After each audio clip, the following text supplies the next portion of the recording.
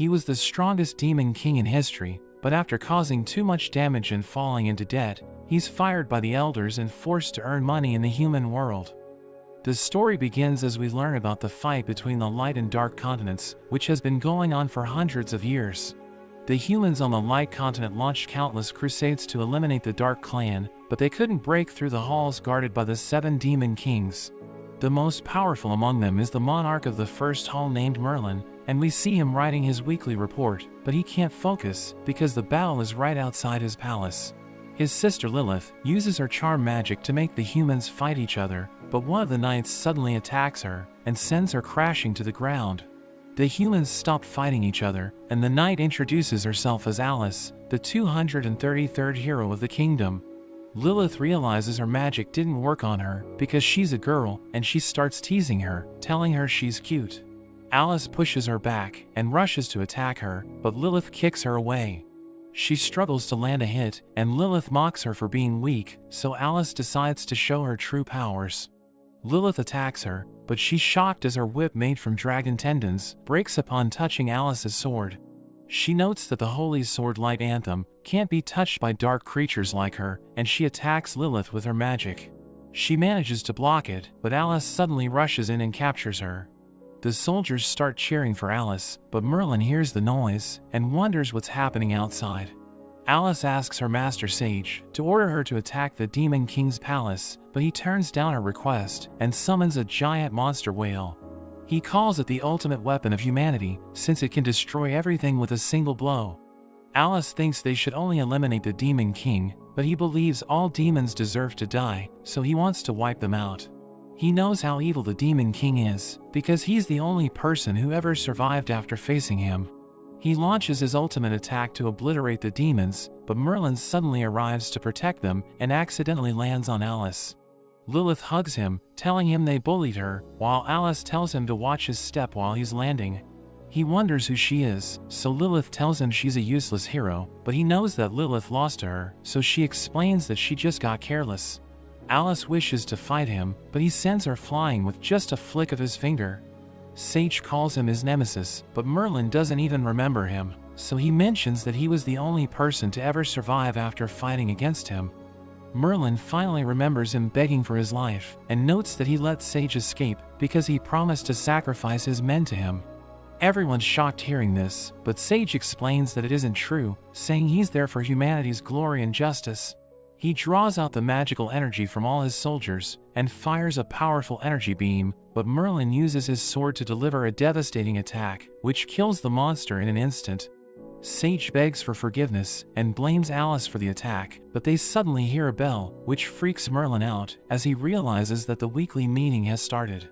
He runs toward his palace, but Alice stops him, so he mentions that even though she's too weak for him, he'll use his dark blade vortex because she came all the way to fight him. He unleashes a destructive sword attack, and Alice tries to block it with her barrier, but she gets overwhelmed, and it cuts through the ground. At the meeting, they're all disappointed at Merlin because he has the worst performance out of all the Demon Kings.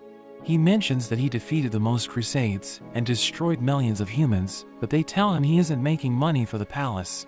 They explain that every time he goes fighting, he causes serious damage to the Land of Darkness, so his total debt has reached 66 trillion yen, and they ask him to pay it immediately. Merlin tries to sneak out of the palace, but Lilith thinks he's playing hide and seek. He tells her the demon realm is too small for him, so it's time for him to explore the outside world, thinking his absence will make everyone realize how important he is.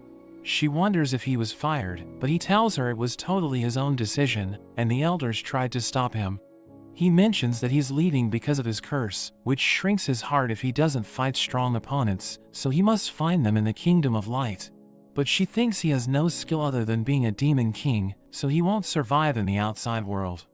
She wishes to accompany him, but he notes that he must pay 66 trillion for all the damages he caused if he stays there. So she quickly jumps back and wishes him luck in earning enough to pay back his debt. As he leaves, she thinks that even though he's the strongest demon king, he's still an idiot who will return after he fails in the outside world. So she thinks he'll come back crying, but hopes the experience will help him grow as a person. Meanwhile, Alice notes that if it weren't for her mithril armor and light anthem, she wouldn't have survived. But she realizes that Lilith is approaching, so she plays dead, and Lilith thinks it's a miracle that her body is still intact. But she doesn't want to let her beautiful face turn to dust, so she decides to take her to the palace and keep her as a collectible. She tries to pick her up, but she's too heavy, so she decides to just take her head, but Alice moves to dodge the attack. Lilith wants to have a rematch, but Alice knows she's in no condition to fight, so she tries to escape, and Lilith orders her wolves to chase her. Meanwhile, Merlin reaches the sea, which the humans cross to reach the demon realm, and he realizes he used too much force with the blade strike earlier, because it damaged all the ships. He knows that demons can't swim, so he thinks he has no choice but to return, but a small boat suddenly floats towards him, and he decides to row himself across the sea. Meanwhile, Alice continues to run from the wolves, and she remembers how her master told her she isn't ready to face the demons. But she didn't want to become like her master, who did nothing but stay on the snowy mountain, so she insisted on going on an adventure. She starts crying, as she realizes that the outside world is scary, and she thinks she needs to work on her skills when she gets back. She takes out one of the wolves, and feels relieved, because only one elite tier beast is left, but it suddenly transforms into its final form, which freaks her out. She struggles to defend herself, and thinks she won't survive, but Merlin suddenly stops the wolf. He thinks she would make the perfect slave, so he tells the wolf named Fatty to tell Lilith that Alice belongs to him, which freaks her out. He tells her he saved her life, so she must serve as his slave to return the favor. He carries her to the boat, and she tries to resist, but she's no match for him, and he tells her to start rowing. Alice dreams about defeating Merlin, and she's about to marry a prince, but Merlin wakes her up, telling her to get to work. She thinks about getting her revenge one day, and as she gets lost in her thoughts, she starts rowing aggressively. She notices him standing firm despite the strong currents, but she soon realizes he's taking support from a wooden board. After some time, she smells the delicious food he's cooking, so she gets distracted. But he mentions that she's a useless hero, which upsets her, so she stops rowing, telling him they'll simply drift to death. He tells her she'll be rewarded if she works well, and even though she's against having that food, she isn't able to resist it. She apologizes to her master, saying a demon king shouldn't be able to cook such delicious food, so it's against the laws of nature. The sharks are attracted to the smell of food, and she tells him to stop roasting, but he ignores them, so she tells him the sea is home to more dangerous creatures. He points towards her back, and she's scared seeing a shark up close, but he sends it back with his conqueror's hockey. He thinks he's the most dangerous creature in the sea, but she notes that she was talking about the sea monster, which is the most terrifying predator in the sea. She reveals that even their army had to smear the holy dragon's poop on their ships, just to avoid its attack, and he realizes that it's the reason why the army smells so weird. But she notes that the holy dragon's poop is a precious treasure, because the holy dragon disappeared, so its poop is more precious than gold. She thinks he must have never heard about the holy dragon, but he takes out a contract crystal used for binding demonic beasts. He opens a portal, through which he contacts Bucky, thinking he no longer needs to leave, because he can earn the extra money by selling its poop. Alice can't believe the holy dragon turned into a pet, so he explains that he defeated it, and made it his pet. But she's still in shock, because the holy dragon is supposed to be the strongest being in the world. He thinks Bucky will find him through the crystal, and take him back to the palace, but it suddenly slips out of his hand and falls into the sea. Merlin tells Alice to continue working, but he notices that all the fish around them have suddenly disappeared, so he thinks a dangerous predator must be nearby. The sea monster appears before them, and Alice asks him to chase it away, but he mentions that he can't swim. She wonders why he's acting so strong when he can't even swim, so she realizes that she must deal with it herself. She jumps to attack it, but her sword can't pierce through its skin, and she loses all hope. Merlin tells the monster to become his new slave, and carry him across the sea, but it rejects his offer, and shoots water at him. So he uses his sword to attack it, killing it in an instant, and Alice can't believe how powerful he is. They finally reach the shore, and Merlin notes that they only made it because he's such a good leader. He thinks Alice is a useless slave, because she lacks strength and brains, so he decides to part ways with her. But before he leaves, he tells her to take off her armor, because he wants to earn money by selling it. Alice appears in the court, where she's held responsible for the death of her fellow soldiers, because she wasn't strong enough to defeat Merlin. She's stripped of her status as a hero and ordered to pay 50 million gold since she lost the precious mithril armor. After a year, we see Alice fighting against pirates, but they think she's too weak to defeat them. She frees the girl they kidnapped and tells her to stop worrying because she'll engage them until backup arrives. She shoots ice to freeze the captain's feet, but as she tries to finish him off, she's blocked by another pirate who pushes her back. She tells them they won't be able to lay a hand on the girl as long as she's alive, but they just laugh at her. They explain that she's just an elite tier hero while they're at the holy tier, so she can't do anything to them. They prepare to attack her, but Merlin suddenly lands on top of them. He mentions that he couldn't wait for them to complete their show since his curse would have activated. They think he's weak because they can't sense his magic, so they decide to fight him. He uses his sword to defeat them, but his attack creates a massive explosion, which destroys their ship, as well as the reinforcement ships sent to rescue the mayor's daughter. Alice can't see his face, so she considers him her hero and starts praising him, but he leaves before she can learn about his identity. After that, a reporter named Bella mentions that the Queen considers Merlin a wanted criminal. She reveals that no one knows his real name and they've given him the title of Nightblade, but Alice refuses to accept it since she considers him as the real hero. She's irritated that the TV is still showing the interview, and she's happy that she was able to collect 10,000 gold, but she realizes that she still has a long way to go before she can clear her debt. She recalls how Merlin ruined her life and hits the table out of frustration, but she accidentally spills water on her next mission contract. She notices that the wanted criminal looks like Merlin, but she thinks that a demon king couldn't be a freeloader. She realizes she's late for her carriage, but she starts hugging her poster of Nightblade, asking him to bless her and curse the demon king. Meanwhile, Merlin sees his wanted poster, but he isn't happy that he only has a bounty of 5,000 gold.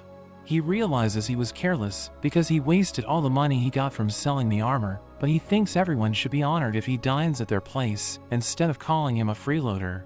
He finally sees a village, but two bandits try to rob him, telling him they'll be punished if they don't take something to their master. They ask him to hand over his sword, but he warns them that they'll die the moment he takes it out. The bandits laugh at him, and one of them uses his knife to instantly peel off an apple, asking Merlin if he's afraid. But Merlin uses his sword to cut him into pieces, and he takes the apple, while the second bandit runs away. He turns into a goblin, so Merlin realizes that they used transformation magic to look like bandits. The goblin tells the king that a human killed his companion, but it makes him happy. We learn that they disguised themselves as bandits so that they could provoke the humans to break the peace treaty, and the king orders his subjects to attack a human village. Merlin sends a letter to Lilith, telling her he's living a luxurious life and that everyone loves him. So he won't return to the Demon King's palace unless the old men apologize to him, but she knows he's just bluffing. He tries to leave a hotel without paying, and the owner recognizes him as the infamous freeloader who has been causing trouble in the south. He asks everyone to help him catch Merlin, but he manages to escape. He notes that he didn't want to cause trouble, but a boy named Henry suddenly appears before him. He instinctively holds his sword, so Henry wonders if he's performing, telling Merlin he'll reward him if he puts on a good show. But Merlin can't take out his sword, because it would kill Henry and destroy the village. So he just tries to trick him, but Henry gets angry and calls him a useless bum. So Merlin becomes angry and throws away Henry's ice cream, making him cry. Alice also arrives in the village, and the adventurers tell her it's an honor to travel with a hero, but she mentions that she no longer has that title, so they wonder what happened. As she's about to explain, a man starts shouting about a new book, which is about the secret romance between the Demon King and the female hero. She becomes embarrassed because she thinks it's about her adventure with Merlin, and the man notes that millions of copies have been sold, so she falls into despair. The adventurers discuss how they will deal with the goblins, but seeing them talk about their marriage scares her, because she thinks they'll die during the mission. The girl named Priest wishes her luck on her mission, and she notes that they don't mind the cross-species romance of Alice and the Demon King. She looks at the wanted poster and wonders why a freeloader has a huge bounty on his head, but she thinks it will be an easy job. Merlin goes to a nearby inn and enjoys delicious food, but the owner catches him when he tries to sneak out. She notes that the restroom is in the opposite direction, so he mentions that he's looking for a job, but she asks him if he has any skills relevant to the inn. He shows his dancing and singing skills, which impresses everyone, and she decides to hire him, telling him his base pay is 1 gold, and he also gets a 15% commission on drink sales. He wonders how she can afford such good pay, so she tells him they run 2 shifts. Everything's normal during the day shift, but at night, they serve plenty of female customers, so he needs to make the environment lively. She introduces herself as Martha, and he comes up with the nickname Daisy for his night shift. She mentions that she'll deduct the cost of his meal from his first salary, and she introduces him to her son Henry, who calls him a freeloader, but she hits him for being rude. She tells him to show Merlin the guest room, and on their way, Merlin tries to bribe him so that he won't tell her about their first encounter. He offers to teach Henry his blade strike so that he can fight holy tier opponents, but he doesn't trust Merlin. He notes that only a talented person like the Nightblade can defeat a holy tier opponent, so Merlin tells him he's the Nightblade, but Henry refuses to believe him. Meanwhile, the adventurers struggle to defeat the goblins because they weren't expecting to fight an entire army of them. They realize they have no other option, so they try to escape, but they get captured by the goblin chancellor named Gia. Merlin starts working at the inn, and he focuses entirely on the female customers to win their hearts, but the male customers are insecure because of him. Martha is pleased with his performance because he increased their sales, and she believes he must have excelled in his previous jobs as well. She thinks his nickname Daisy might look odd in the newspaper, but he fears it will lead to more embarrassment, so he tells her they don't need ads. Henry interrupts them, saying he's just a freeloader who feeds off women's money, and tells him to stay away from his mother. Alice can't find her target, but she suddenly hears Henry hitting the tree, and realizes he's angry at a handsome freeloader, so she shows him the poster. He notes that it doesn't look like the freeloader he knows, who has been conning women at their tavern to increase their revenue. She thinks he's just a workaholic, but several men suddenly approach her and offer her a reward if she takes care of Merlin, since their women are trapped by his charm. Alice goes to the inn, where she's surprised to see a large number of women, since it's just a small town. She sees Merlin and realizes he's the freeloader from her poster, so she decides to catch him. But she recalls that according to the reports, he always runs away, so she tries to get close to him first. She accidentally enters the stage, and he thinks she also wants to be a part of his performance. But they soon learn of each other's true identity, so she tries to kill him, but he dodges all of her attacks. She starts crying, telling him she's been living a miserable life after he left her, so the ladies think he's a terrible person for abandoning her. After that, Alice asks Merlin to return her treasure, but he reveals that he has already sold it. She mentions that he ruined her life, so she'll arrest him if he doesn't return the armor, but he reminds her she's no match for him. She realizes that she must live with her debt of 50 million gold, which surprises him, because he only has a debt of a few thousand coins after freeloading for a year. She explains her situation to him, telling him she had to get a job in the Adventurers Guild, and fight holy tier opponents to pay off her debt. But he gets excited, asking her how he can become an adventurer, so she tells him he'll need a referral. He asks her for her referral, because he always wanted to become an adventurer, but she turns him down. Meanwhile, Henry walks around the city, but the guards tell him to go home, because Martha will be upset. He mentions that he doesn't want to see the freeloader, and the adventurer who left to defeat the goblins appears. He asks the guards to open the gates, but they tell him they aren't allowed to open it at night. He notes that his friends are dead, and he's heavily wounded, so they open the gate. But it turns out to be a trap, and the goblins rush into the village. He asks Gia to free his fiancée as part of their agreement, but she explains that he has no right to negotiate with her, because he's just a slave. Alice wonders why the Demon King wants to become an adventurer, and she's upset that she can no longer get her reward, because no one can capture him. The goblins attack the inn, but Merlin realizes they aren't customers, so he kicks them out, which impresses the ladies. Martha worries for her son, so she rushes out to find him, and leaves the tavern under his care. As more goblins appear, he quickly takes care of them, and continues working as if nothing happened. He realizes that he won't get paid if anything happens to Martha, so he goes off to find her, while she asks everyone if they've seen Henry. A man tells her he saw him near the gate, and warns her that there are goblins everywhere, but she goes looking for him anyway. She calls out his name, which draws the monster's attention, and they take her away. Henry realizes she's in trouble, so he tries to help her, but he's so scared that he can't move. Meanwhile, Merlin walks around the village and thinks it's as chaotic as the Dark Realm. He runs into goblins and wants to avoid fighting them since they're so weak that they can't help him with his curse. But they still attack him, so he cuts them into pieces. Alice sees him and thinks he's working with the goblins, but he explains that he'll never team up with such low-ranked creatures. She notes that if he isn't with them, he should help her defeat them, but he explains that he doesn't care because he isn't a resident of the village. She reminds him that he wants to join the guild and tells him adventurers must protect the village, but he doesn't want to do it unless she pays him. She notes that she doesn't have money, so he tells her to step aside because he needs to find Martha. Alice thinks she can save the village alone, and she uses her ice magic to freeze the goblins. Gia observes her and thinks Alice won't be able to stop her if she lands a surprise attack, but Alice shocks her with a strong kick. She tells Gia to leave the village, but she mentions that despite being an elite tier, Alice can't defeat all of them. Gia orders the goblins to capture her, but a boy suddenly collapses before her and tells her about Merlin. She uses her magic to see how the goblins were killed, and realizes that her army is no match for Merlin, so she orders them to retreat. The villagers look for their family, while a man named Johnson tries to advertise his services as a personal guard. They all ask him to save their loved ones, but he thinks they're already dead, so he tells them to focus on the future instead. Alice arrives with the adventurer who asks the guards to open the gates, and he tells them the goblins took their loved ones to their cave. One of the soldiers recognizes him and calls him a traitor, but Alice defends him, saying his fiancée and comrades were captured, so he was forced to work with the goblins. Johnson asks her who she is, so she introduces herself as the 233rd hero, and everyone starts talking about her. Johnson tries to turn them against her, so she kicks him away and decides to attack the cave alone. Henry decides to join her, thinking the villagers are all cowards, but he accidentally trips over a goblin and becomes scared as he sees the bodies.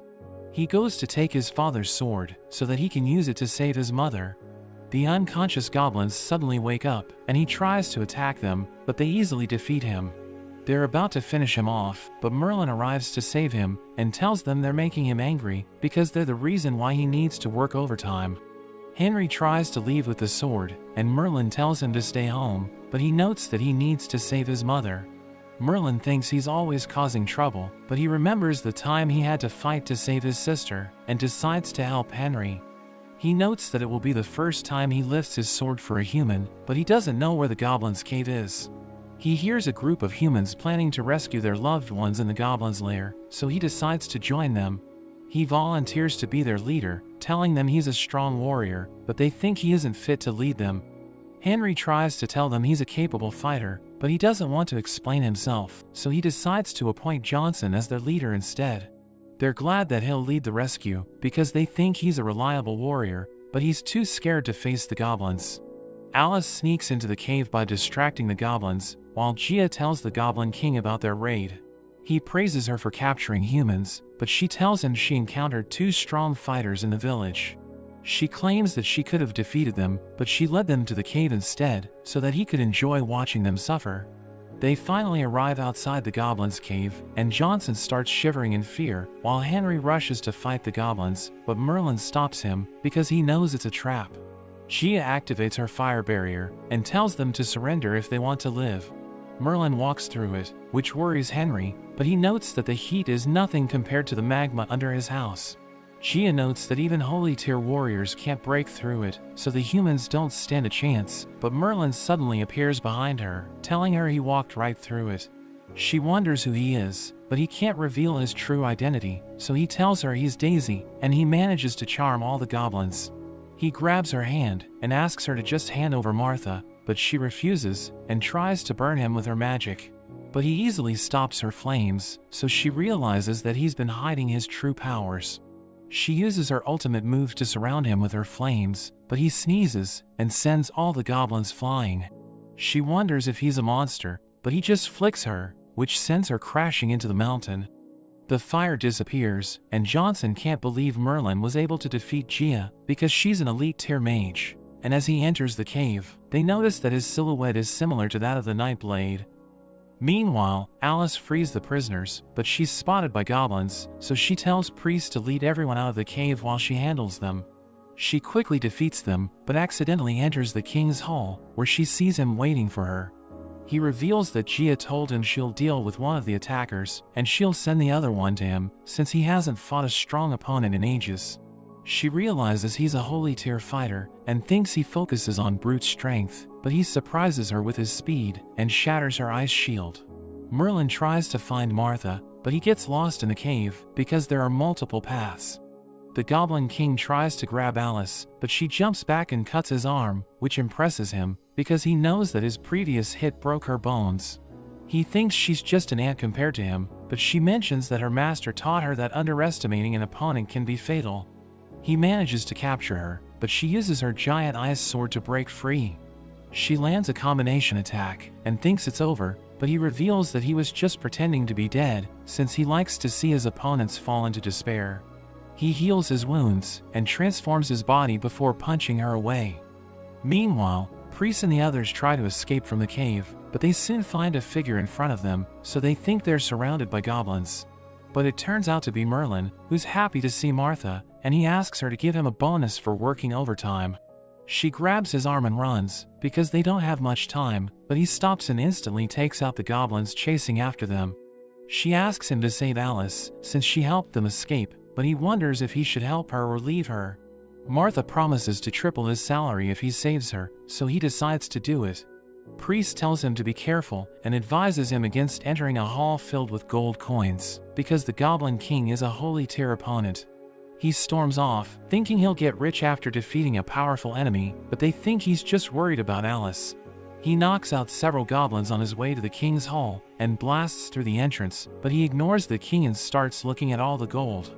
He cuts off the goblin's arm, and grabs Alice, but he wonders if Martha will reduce his bonus, since Alice is injured. She asks him about the others, so he tells her they're safe, and that he'll get her out of there after he defeats the Goblin King. The Goblin King pretends to be hurt, and he suddenly regenerates his lost arm, but Merlin shows no reaction, so he wonders what's wrong with him. Merlin notes that he knows a troublemaker with a similar sense of humor, but she's much prettier than him. The Goblin King realizes he's strong, so he decides to go all out, and begins to attack him from all directions, but Merlin easily blocks all of his attacks. The Goblin King asks for his name, but Merlin thinks he doesn't deserve to know it, so he just tells him he's called Daisy. The Goblin King prepares to use his ultimate technique, so Merlin becomes excited. He offers to make Merlin his chancellor if he swears loyalty to him, but he laughs at his courage to make such an offer, telling him to go all out. So he uses his ultimate goblin's hammer skill, but Merlin easily blocks it, and Alice sees him from behind, realizing he's the Nightblade. He takes out his sword, and the Goblin King recognizes it as the legendary sword Vortex, which only the Demon King of Pride can draw. Merlin defeats him with a single blow, but he forgets to control his attack, so the entire cave starts collapsing. He wonders if he should save Alice or grab the treasure, and his conscience reminds him that she can refer him to the guild, so he ends up deciding to save her. He creates an opening to leave the cave, and everyone's glad they made it out alive. Henry considers him a hero, and thanks him for saving everyone, but he starts crying over the lost treasure, while Martha thinks he's just worried about Alice. Merlin sees that Alice is badly injured, but he needs her to recommend him to the guild, so he decides to heal her. He takes off her clothes, but Martha enters, and thinks they're about to get intimate, so she quickly rushes out with Henry, telling them to continue. He covers Alice with his saliva, since it has a healing effect on the opposite gender, and as she begins to heal, she starts dreaming, and he realizes it's because of the saliva, so he thinks he won't be able to enjoy a peaceful night. Alice wakes up the next morning, and everyone rushes to check on her. She doesn't remember what happened after she was defeated by the Goblin King, so Priest tells her she should thank Merlin, because he was the one who saved her. She thinks they should reconcile since they're old friends, but Alice tells her they're rivals. Everyone thanks Alice for saving them earlier, but she mentions that it's part of her job. Bella interviews Johnson, who brags about how he led the villagers to fight the goblins, but he becomes nervous when he sees Merlin. She asks him about the goblin invasion, but Merlin thinks it was just a few goblins, so she wonders if it was just a minor conflict exaggerated by the villagers. Martha tells him Alice is looking for him, and he thinks she wants to thank him, but when he goes to her room, she suddenly attacks him. She thinks he took advantage of her, because he took off her clothes, and the priest next door heard weird sounds throughout the night. but he explains that it was because of his saliva, which healed her wounds and made her dream of him. She finally understands the situation and thanks him for saving her, but he mentions that he lost all of the treasure because of her, so she reminds him that it was all stolen. He asks for her help to become an adventurer, so she agrees to refer him, but she mentions that it would make them even. Martha and the others give them farewell gifts, and Henry tells Merlin he wants to become his student in the future. Martha teases Merlin and Alice about getting married, but Alice insists that they aren't a couple. Meanwhile, the goblins realize their king is dead, and think they should migrate to the south, so that Daisy will never reach them. A woman suddenly appears before them, and she mentions that she has the third key to the Legion of Hell, but she notes that she must kill all of them, because she doesn't want anyone to know about it. Merlin and Alice reach the guild, and he notes that the building is small, but he's excited to be an adventurer. He sees the notice board with the available contracts, and asks Alice if she's an adventurer or a part-time worker, because they're mostly ordinary jobs. The receptionist notices them, and she wonders if Alice came for another mission. She knows she can't introduce him with his real name, so she mentions that he's Daisy, which makes the receptionist wonder if he's her boyfriend. So she quickly shows the wanted poster, and notes that she came to collect the reward. He's shocked hearing this, but she tells him a criminal can't become an adventurer, so he must pay his debt first.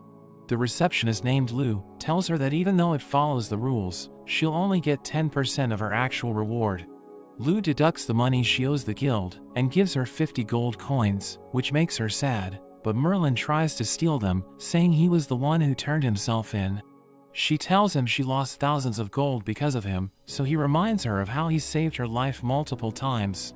Lou notes that they should test his level, but Merlin thinks they shouldn't waste time, telling her to give him the highest title. A man named Arnold arrives, and he thinks Alice is dating Merlin, which makes him sad, because she rejected his proposal. She tells him she isn't dating Merlin, but he still takes out his sword, and challenges Merlin to a duel, telling him the winner can date her. She yells at them to stop, but Arnold still rushes in and attacks Merlin, who sends him flying into the ceiling. Another adventurer named Hobbs tells Alice that her boyfriend is just as strong as her, and Merlin thinks he's mocking him. But she notes that it's a compliment, because their guild only has a few strong adventurers. Merlin mentions that he'll help them raise the overall level of the guild, but a man named Claude suddenly arrives, and everyone falls silent. He checks his power, and the orb reveals that he's a saint-level fighter. Lou tells him he passed the test, and everyone's shocked because he's as powerful as the guild master. Merlin thinks he'll shock everyone with his results, and that they'll worship him after he takes the test. But the device fails to measure his power, so Lou tells him he can't become an adventurer. Alice wonders if he's hiding his strength, but he isn't sure what's happening. She offers to prove that he's strong enough to become an adventurer, but Lou tells her she can't break the rules. He notes that a highly skilled warrior like him is rare, and even the Devil's Messenger asked him to lead the Hell's Legion, but he turned down the offer. Everyone starts laughing at him, but he offers to fight the strongest person in the guild to prove his strength. The guild master arrives, saying he can't ignore his challenge, and he takes him to a hall. Merlin asks him if he wants to give up, thinking it will help him keep his reputation, but the guild master thinks he's arrogant, telling him he has already defeated countless people who challenged him. He explains that Merlin doesn't need to defeat him, because he'll allow him to become an adventurer if he shows potential, but he notices that Merlin isn't even listening. The old man tells him to go all out, so Merlin uses his blade strike, which shocks him and damages everything around them. The adventurers think their master went too far, thinking Merlin must be scared to death, but he surprisingly returns unscathed. The guild master allows him to join the guild, and he's so scared that he wets his pants. Merlin comes up with a plan to get rich as an adventurer, and he tells Alice he'll give her a 10% share from the mission rewards, but she doesn't want to work with him. Merlin thinks he doesn't need Alice, but he soon runs out of money, and since he has nowhere else to go, he sneaks into her house. She catches him, and thinks he was spying on her, but he mentions that she has nothing worth spying on. He tells her it's hard living alone, so he'll stay with her, and only charge her 1,000 gold for his protection. But she kicks him out, so he starts creating a commotion, which grabs everyone's attention, and they think Alice kicked out her boyfriend. She realizes he'll ruin her reputation, so she takes him inside, and he offers to protect her for free if she lets him stay. She tries to hit him, but he easily evades her attacks and enters her room. He lies on her bed, and when she tries to remove him, he tells her it's too small for both of them. So he wraps her in the blanket and makes her fall asleep. The next morning, Alice goes to the guild, but she's tired from sleeping on the floor. Merlin arrives, and he asks her why she didn't wake him up, so everyone starts gossiping that they're living together. Arnold also appears, and he notes that his duel with Merlin wasn't fair, so they should have a best of 3. But instead of fighting, they should see who can complete an A-rank mission. Merlin notes that even though he isn't interested in winning her over, he can't ignore a commission since he's an adventurer. He tells Lou he wishes to take the commission, but she tells him he can't accept the mission without a mentor because his level is too low. So he tells Alice to join him, but Arnold also asks her to join his team instead, telling her he already hired Claude to be a part of his team. Merlin thinks he's the ideal choice, but she decides to join Arnold's team. Everyone feels bad for Merlin because she abandoned him for the Duke's son, but he sees Hobbs and tricks him into forming a team. After that, Hobbs wakes up in a carriage and wonders where they are, so Merlin tells him about the mission, but he gets scared because he's just a mage and Merlin is a rookie. He tells Hobbs to stop worrying because he'll take care of everything, but Hobbs suddenly sees the Knights of the Duke of Roses. But Merlin doesn't know them, so Hobbs mentions that they have a higher status than Arnold's father. A knight named Carl asks for directions, so Hobbs tells him it's across the mountain, but they'll need to walk because their carriage can't go there. Carl becomes angry, thinking he wants the Duke's daughter Cecilia to walk on such a muddy path, so Merlin wonders if she's a cripple. Carl tries to whip him, but Merlin grabs onto it and pulls him off his horse. Hobbs tells him to calm down and end the fight by apologizing, but he thinks Carl should be the one to apologize. They suddenly see a stampede of burning rhinos approaching, so Carl orders his soldiers to protect the carriage. Merlin thinks the rhinos are running away from something, and one of them is about to crash into Carl, but Merlin suddenly lifts it with a single finger. But that's where this video ends. Remember to like and subscribe to the channel. Thanks for watching, and I'll see you next time.